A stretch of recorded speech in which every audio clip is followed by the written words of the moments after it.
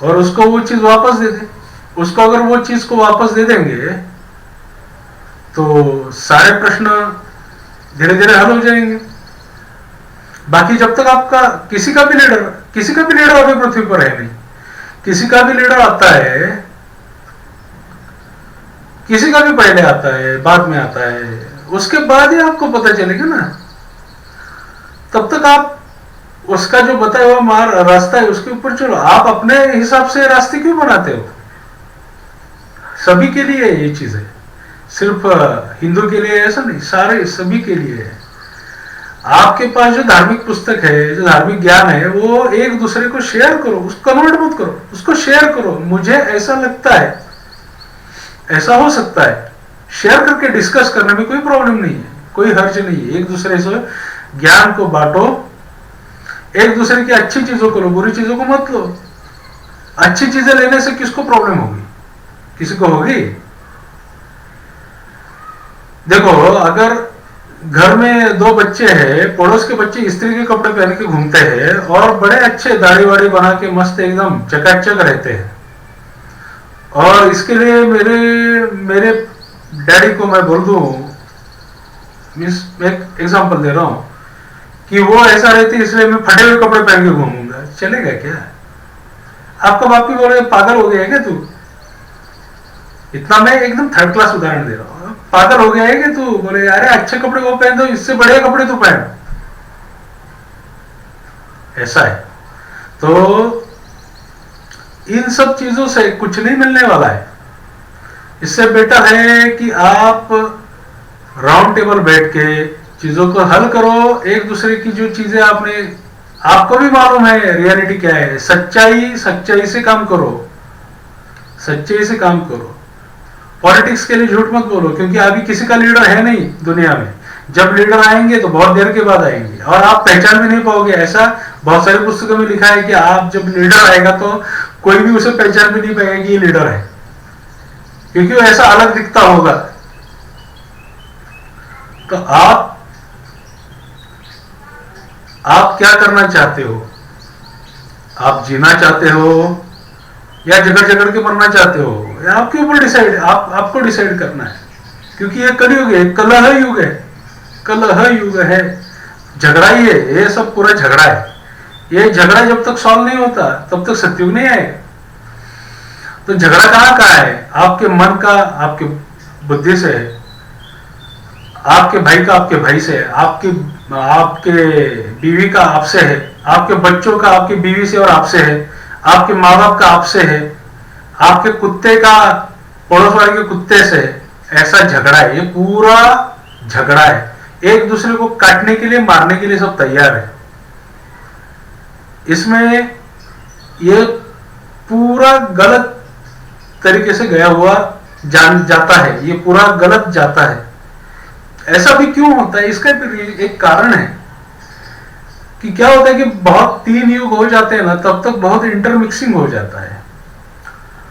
जो भेड़ होती है ना, जो बकरी होती है, वो कभी कभी है ना सियाल की चमड़ी पहन के घूमने चालू कर देती है। सियाल होते हैं ना, वो बकरी की चमड़ी पहन के बकरियों में घूमना चालू कर देते हैं। तो भेड़ को अलग करना है, सियाल को अलग करना है। भेड़ है, वो तो किसी को मारने वाली नहीं है, लेकिन सियाल जो है वो एकदम चालाक है। वो भेड़ को मार के खाने के लिए बैठा है और उसके लिए वो रूप बदल के बैठ गया है भेड़ बन के। अभी भेड़ अलग करनी है, सियाल अलग करना है। सियाल का काम अलग है, भेड़ का काम अलग है। हर किसी को अपने अपने काम में फिक्स करना है। इसके लिए पहले तो क्या होना पड़ेगा कि सबको इतना हाइट पे ले जाएंगे, इतना हाइट के ऊपर में ले जाएंगे सबको,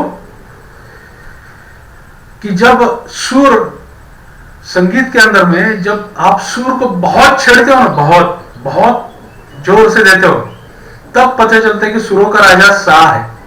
तब तक नहीं पता चलता सुरों का राजा सा है, तब तक नहीं पता चलता। इसलिए ये जो झगड़ा है ना, ये इतना हाइट पे ले जाएगा चीजों को, तब तक किसी को किसी का लीडर मालूम ही नहीं पड़ेगा कौन है, क्योंकि धीरे धीरे बुद्धि डाउन होती जाएगी। तो ऐसा है कलयुग। इसमें क्या करना है? आपको जो नाम पता चला है आपके इससे फोर फादर से, और जो आपने लिया है किसी के पास से, वो नाम भगवान का जपते रहना है। भगवान का कोई भी नाम लो, भगवान के करोड़ों नाम है, कोई भी नाम लो उसका, वो सफल तो होना ही है।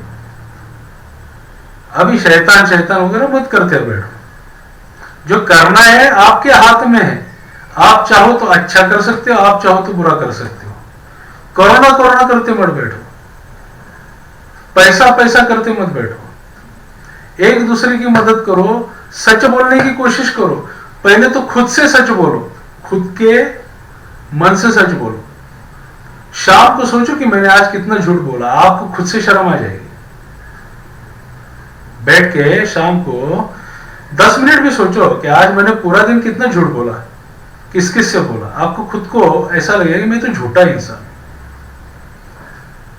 और अगर ऐसा लग के भी आपको लगता है कि चलो यह होता है, तो आपके अंदर में प्रॉब्लम है, आपको बहुत इंप्रूवमेंट की जरूरत है। आप खड्डे में जा रहे हो, जो ये सोच के भी नहीं बदल सकता।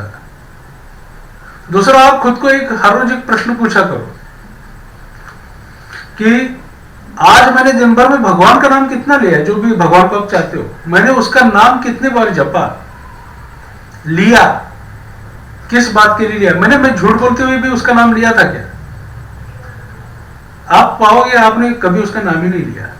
क्या आपको उसके बारे में याद आया, सोचा आपने कभी उसके बारे में कि भगवान क्या सोचता होगा? तो आपने सोचा ही नहीं होगा। ये क्या है रीजन? आपका अहंकार है बीच में। जो अहंकार है वो बोल रहा है कि मैं सबसे बड़ा हूं, मैं बोलता हूं ना तो कर। जो मैं है ना, मैं, वो सबसे बड़ा दुश्मन है आपका। जब तक आप मैं को तू नहीं करते, तब तक आपके पांचों के पांचों इंद्रिय काम ही नहीं करेंगे। आपको सच झूठ पता ही नहीं चलेगा। चाहे आपको कोई चम्मच से भी सच पिला दे, तो भी आप बोलोगे वो तो कभी ना, वो तो झूठ बोल रहा है। ऐसी हालत हो जाएगी।